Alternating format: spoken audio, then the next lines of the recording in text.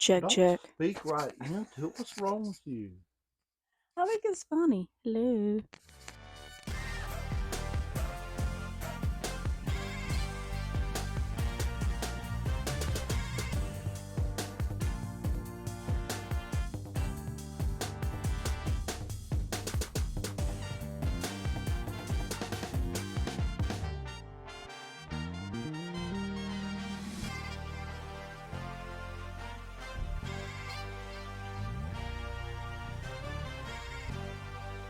Are we going? Oh, we're recording. Oh, here, let's show them your coffee cup. Yay. We got coffee cups. I love my new coffee cup. I don't really know what that looks like. I see that on Instagram. Oh, do you? I don't know. I don't know how they're doing it, but It was my Christmas present to myself. yeah. So we're back. We have mics now, which I have on the side of my head. Yes. Hopefully, our audio is better for you. We're gonna try to keep this short and sweet. I think short is better. We have a list of 5 things that we did not expect, or maybe we just really didn't think through. None of these are problems that we can't overcome or hadn't already found a solution to. If you've got some tips, comment below, give us an idea, but we're just going to jump right in. Also, if you have any more questions you want us to go over or topics, let us know. Comment, please. Yeah, we might do another video on 5 things that we love because we're now 3 months into this and I've learned a lot already. We have learned a lot, but so far we still love it. Like, we're not burnt out or being on top of each other or frustrated. Ask us again in 6 months. We'll be honest about it. Well, let's jump right into our the first things. Do you want to go talk about laundry first? Sure. Coffee's done. Go ahead. One of the things that we didn't plan for, I mean, we knew in the back of our head that we were going to have to come up with a plan, but we didn't expect the cost of it, honestly, is laundry. Uh, some people have laundry in their setups. Most of those are fifth wheels. We don't have laundry in our setup, and so we're gonna either have to go to the laundry place at the place we're camping, or we have to find a local laundromat, which we were prepared for, but I don't think we were prepared for the cost of it. I hadn't been to a laundromat since I was probably 10, so I didn't really know the cost of what it would be. So I don't know. I guess our first was Jellystone and Tabor City. Yeah, well, we used their laundromat there. They had a nice laundromat, but it was They like did. $3.50 to wash or $2.50 to wash and $2 to dry. Wasn't that bad, It was normal size washing machine and dryer. So we had to do more loads, but then we moved over to Holden Beach and we went to a place in Charlotte, and that was my first laundromat since I was probably 7 years old. And there was like an attendant there, and it had 9 digital LCD screens, said 9 on the front, and I was like, "Hey, is this 9 quarters or $9?" And she laughed at me. It was $9. yeah, we had no clue what we were doing. But it was like a 60-pound machine, Yeah, which is a lot of clothes. So yeah, we were like putting a little bit in there, and she was like, "Nah, keep putting it in there, keep putting it in there." We combined our loads. So that was nice. And then the dryer is just as big, and I think 1/4 was like 6 minutes worth of drying time. So we kind of saved on the drying. So we were unprepared for the cost of doing laundry out on the road. Mm-hmm. The plus side about the laundry being the way it is it makes us stay on top of it. And we have less clothes, obviously. So we do less laundry. Like I would do 3 loads a day, maybe, sometimes 4. Not counting how many times it was left and need to be rewashed or retumbled or piled on the couch, and you're going to fold it later. Yeah, and if you don't say that you do that, you totally do that. And if you're one of those really good people that do stay on top of that, well, hats off to you. Yes, you deserve an award because that was not me. And so, but now we're down to, we do 1 load for us and 1 load for the kids a week, and then 1 load of towels for the week. So that has gone down, but I just think we just weren't prepared for the overall cost. So that's something that if you're going to go full time, you need to weigh that out, and you also need to be prepared that you're gonna have to either find a place to do your laundry, wait and do it if you go to a campground that has it, or look into getting a washer and dryer for your camper. which are usually pretty small. So you're going to be doing more And smaller expensive. loads. Yes, and they're very expensive. Um, it's about $20 a week to do laundry in some places. So unexpected costs that we didn't think about. We're going to jump right into the second one, washing the buggy. A friend mentioned that. I didn't think too much of it. And then now you can't wash things at the campground. They sure don't want me bringing the muddy buggy back here and washing it off. That's usually in the list of rules on most Yeah, campgrounds. they It's don't like even you want you can't washing wash the your camper. camper, your car, definitely not a mud filled buggy. So yeah, that's like usually a big no no. Yes, and then car washes, as most of us know. Look, we use old school, like we do an actual pot of coffee. Oh yeah, Well, like two a day. yeah. I don't like a Keurig or whatever you call it. I like coffee, and we drink it black, like real We do Americans. drink it black. Yeah. So I'm off screen, but you can still hear me. The car wash, as many of us know, frown upon you bringing off-road vehicles in there. Um, I tried to go to one anyway, and the guy come over there.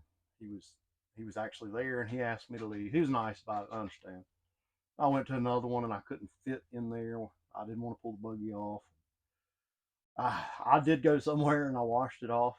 Um, so my solution is going to be getting an electric pressure washer from like Harbor Freight and keeping it with me, and then try to explain to an off-road park wherever we're at, like, hey, here's my situation. Is there somewhere I can rinse this off? I have my own pressure washer. Um, or if I can't do that, when I get back to wherever I'm staying, maybe I ask if there's a certain area that I can go and wash the buggy and it be okay.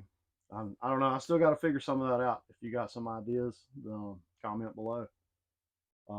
Third, to move on real quick, try to keep this short, is the bathroom. Uh, we had a 2,000 square foot house, 2 bedroom, 3 bath. Wait, Never 3 bedroom, 2 bath. 3 bedroom, 2 bath. And I took for granted having 2 bathrooms. Uh, it's not a big deal, except for when we've all got to go at the same time, or we've been out doing something when we rush back and we all need to go to the bathroom. I mean, it doesn't matter. The kids will need to go to the bathroom at the same time. I Yeah, don't understand how that happens. It happened when we had a house too, but they all just pop up. Like my daughter goes to the bathroom, my son has to go to the bathroom, and they do it, in the morning, at nighttime. So anyway, that's usually a big old fight and a struggle. But I mean, it's not something like we were aware. Like originally, I was looking for a camper with 2 bathrooms because they do make campers with like a half bath. That didn't work out for us, and so we were aware coming in, but it is definitely a struggle to have one bathroom yeah.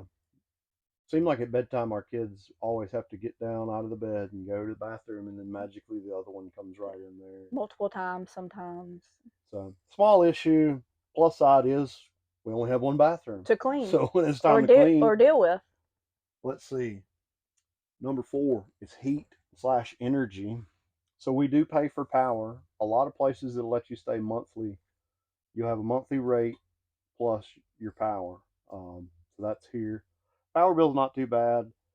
We try to lay off the space heaters, but then we were burning through the propane. Mm-hmm.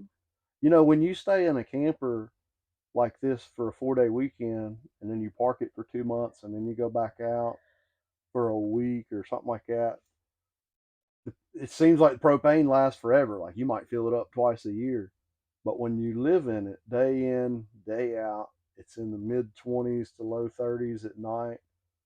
Man, it'll burn the propane Yep. up, and it's not cheap. I'm paying 4.54 a gallon. I could probably drive down the road, get it a little cheaper. I'm paying the convenience. I appreciate that they have it here, Yeah, so they I have use it at this them. campground, so that's been nice, but we do pay Yeah, premium for it. we But the first week of the cold snap, phew, we just burnt through the propane because we cook with propane and then we heat with propane, and so we didn't really plan for that. So then we figured out like we gotta tread the line between space heaters and propane, and so I think we've come up with like a good. Yeah, we're at a good middle of the road. We did a few things. We wrapped the windows in plastic, Yeah. which helped with the condensation. I'll show you that here. Here's the plastic. It's just like 3M double-sided tape. You can see that that window is condensating a little bit, but it's a whole lot warmer in this slide now. And the alternative is this.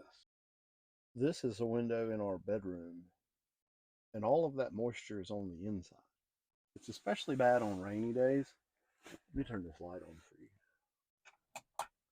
Before it's better. But you see this, like that's because of the moisture. It starts to wick, it'll collect in there, and it runs down. Moist. It's moist. But the plastic helps. I need to wrap these windows. So we did that, and that helped a lot. Um, Now, as you've seen in the other video, we have skirted the sides. Um, that seems to have helped. It's not been long enough to know, but it feels warmer. Like when I crawled in there to set it up, it felt warmer just because it's a windbreak and they're not changing the air out.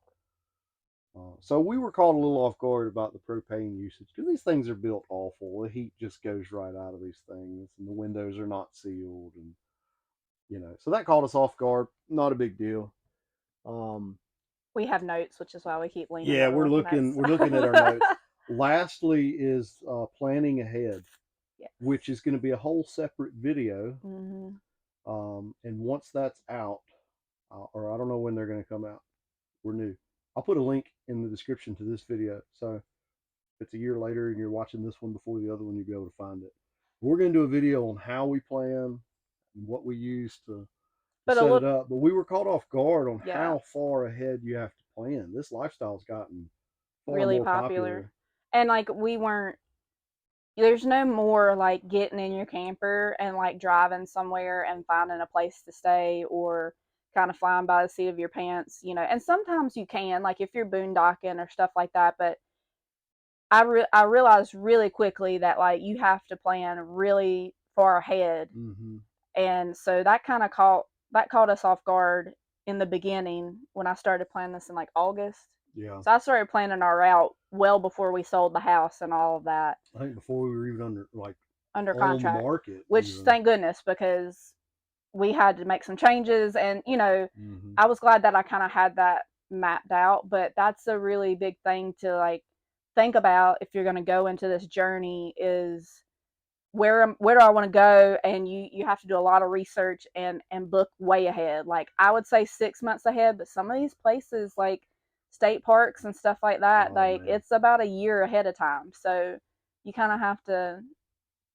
It's Now a big thing. we're specifically talking about long-term stays, as in Yeah. 2 weeks plus. Weekend warrior folks that might be watching Oh yeah.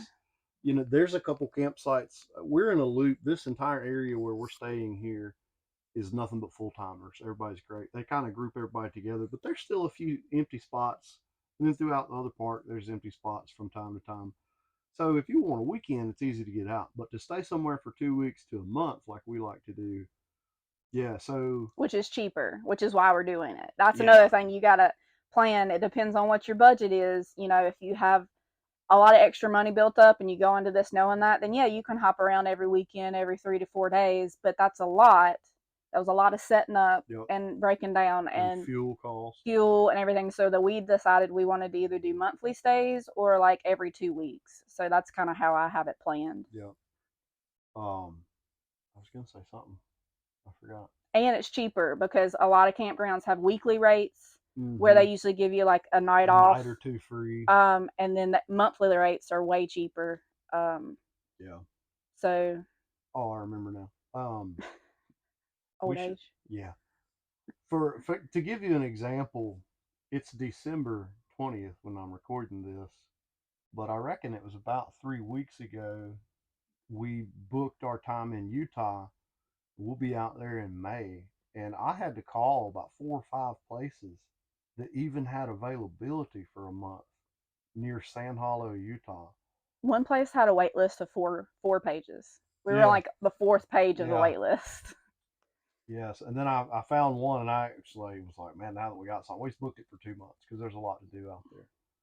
But yeah, that's our 5 things that we didn't quite plan for, expect, anticipate, however you want to say it. It's not anything groundbreaking that we haven't overcame.